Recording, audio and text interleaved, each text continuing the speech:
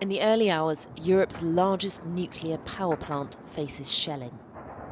As Russian forces attempted to capture the energy-producing city of Enerhoda, officials at the Zaporizhzhia plant say the assault caused a fire.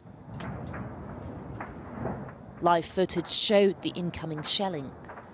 On another angle, too, from a CCTV camera, the shells can be seen flaring in the sky and then landing on the site. Amid the alarm, an urgent appeal from the Ukrainian president. Europe has to wake up now. Europe's largest nuclear power plant is on fire. At this very moment, Russian tanks are shooting at nuclear reactor blocks. These are tanks equipped with thermal vision devices, so they know where they're shooting. They were prepared for this. Zelensky also spoke directly to Joe Biden and Boris Johnson. Despite the panic, by 6 a.m. local time, the fire reportedly in a training building had been extinguished. The International Atomic Energy Agency says it hasn't affected essential equipment, and Ukraine's regulator reports no change in radiation levels. Ukrainian authorities say Russian forces have now taken control. But Russia says the nuclear plant has been under their control since Monday and that it was attacked by a Ukrainian sabotage group in a monstrous provocation. NATO foreign ministers in Brussels today are furious. Well, this was a completely reckless act. We've heard now that the fire has been extinguished, but it is extremely concerning that forces are prepared to do this.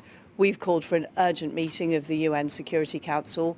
This is a threat to European security and stability, and we need those responsible to be held to account.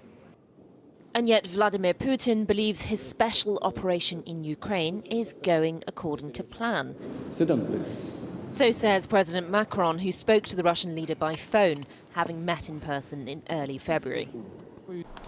What? With no end to the war in sight, this group of friends in Lviv have decided they need to learn military skills to fight Russian forces.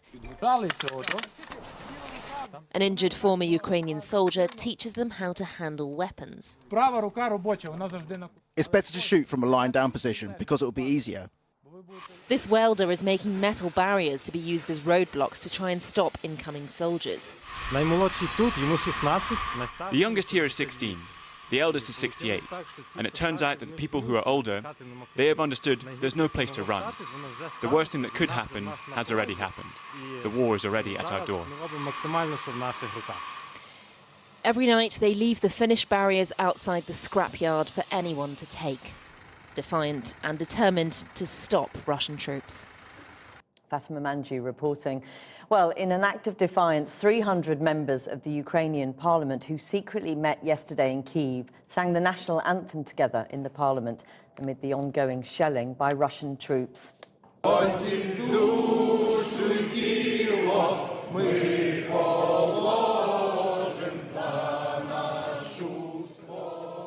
Well, the MP you saw there was Yaroslav Zhelezniak, and he joins me now. Thank you very much for joining us. I know you don't want to tell us exactly where you are, but can you tell us what the situation is there at the moment? Hello. I'm now in Kyiv Oblast. As you know, it is one of the most active districts now in Ukraine, where Russian soldiers trying to occupy and block Kyiv. Now they are lack of petroleum and the power, so they are stuck in near the north of the Kyiv, and I hope they will not receive and make forward their actions. But now I'm trying to help with humanitarian aid to Kyiv and Kyiv Oblast. Yesterday, as you saw, we 300 MPs, it is the constitutional majority in Ukrainian parliament, gathered in the building of Ukrainian parliament, known in not in some hiding place, not exactly in the building of Ukrainian parliament, and voted at approximately 12 draft laws, which was needed for wartime. We also voted our request to all international organizations, all countries which now support Ukraine, with a request to close sky above the Ukraine to create no-fly zone, because you see the Russians are now trying to, by their missile, destroy our towns, destroy our infrastructure, and unfortunately, as we saw today night, they try to also destroy nuclear power stations, and it is not the only risk now for Ukraine. Indeed. It's also the risk for all Europe and the whole world, because once again, this Zaporozhye nuclear station is 6 times more risky than Chernobyl station. Well, and just on that point, I mean, as you say, an extraordinary act of defiance by the MPs yesterday, but I wonder how long that defiance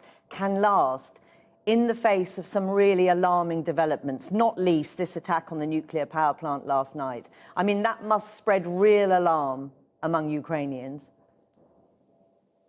Yes, and unfortunately, it could be long.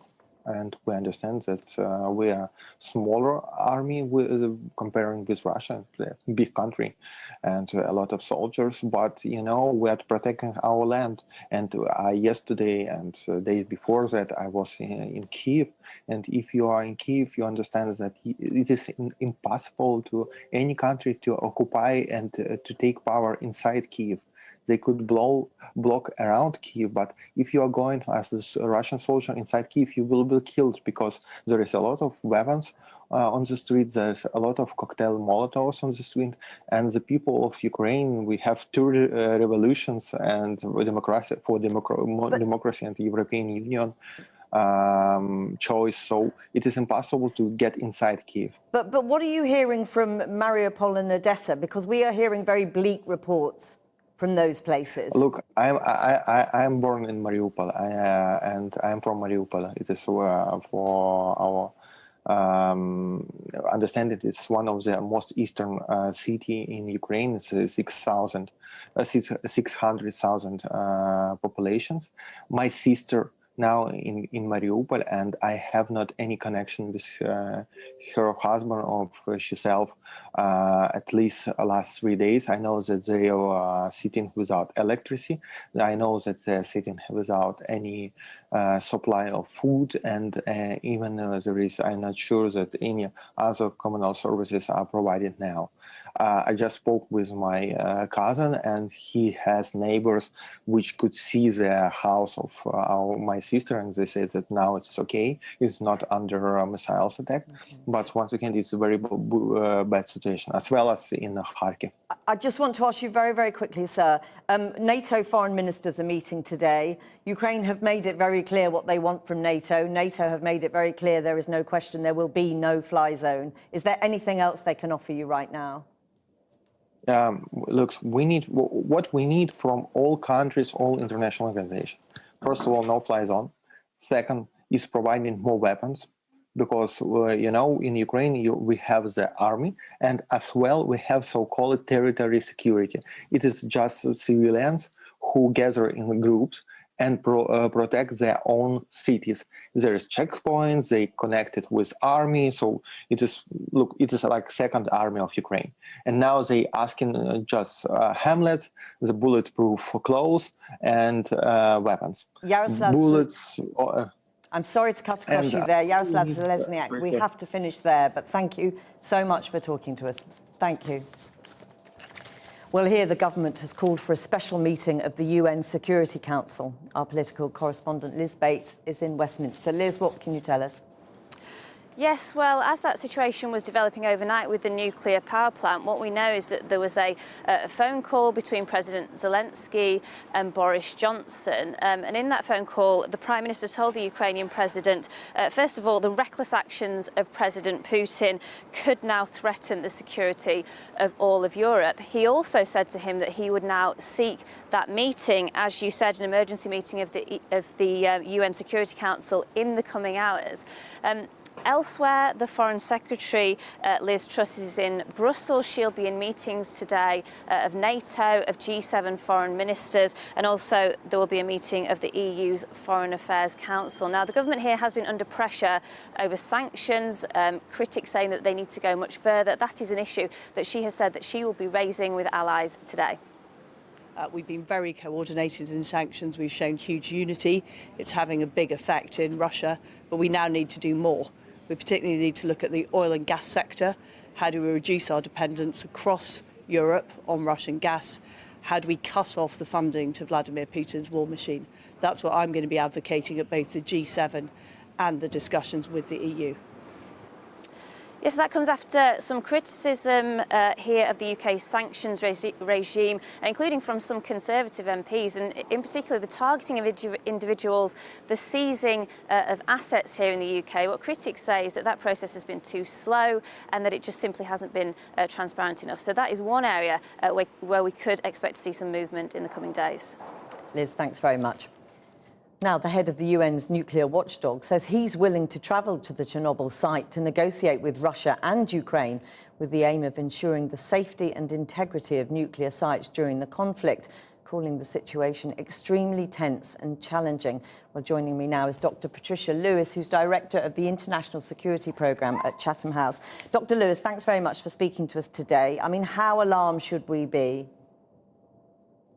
Well, this is a very big change in conflict, a direct attack on a nuclear facility that's actually active, opposed to Chernobyl, which was a storage facility post the disaster in the 80s. So it's a big issue. And I think that the IAEA, that's normally so cautious and so careful with all of its member states, including Russia, and that made a statement that was agreed by all countries a few years ago, back in 2009, that there should be no attacks on nuclear facilities, civil nuclear facilities, has come out very strongly here, calling it a Russian projectile, as that's really quite a big step. And also, I think the Director General, Rafael Grossi, offering to go to Ukraine, specifically to Chernobyl, to talk about how to stop this, how to protect the sites and make sure that not only Ukraine, but the rest of Europe is safe from a radioactive incident. And that is evidence of how serious this is, isn't it? This offer to go and essentially try and broker some sort of negotiation between the two sides. Exactly. I mean, it's a really an amazing thing. He has to go to Tehran now, to the Iran nuclear talks. That has to happen. There's a critical moment. And then he's offering to go to Ukraine and put himself forward before any inspectors come. So he's almost saying, you know, I dare you to attack me. I mean, it's really a big step for the leader of an international agency like the IAEA. But I think that if we look at what's actually going on, there is no radioactive release. But there are some real dangers at that site and the other sites in Ukraine. In that you have the reactors are on site. There are 6 on this particular site. And then you have spent fuel, which is the leftover fuel that goes into big cooling ponds and stays there for a long time. They're very radioactive. They're very dirty radioactivity, lots of very nasty, dangerous isotopes. And they're covered by a concrete shelter to withstand an airplane crash. But would they withstand a missile attack? I think this is one of the big worries that the nuclear community has at the moment. And of course, as you say, it is very different from Chernobyl, but that ghost hangs over everything, doesn't it? That ghost, and also Fukushima. So one of the things we learned from Fukushima is how important it is to have external power to nuclear reactors. If the external power supply were to be attacked or accidentally caught in an attack, then we would find ourselves in a very dangerous situation, very similar perhaps to Fukushima, in one of the areas where there are active reactors. There's one active now at this particular site. So, you know, there's such dangerous areas to be attacking that we really do need to have some protective capability there, which the IAEA is trying to do. Dr. Patricia Lewis, thank you very much for talking to us today.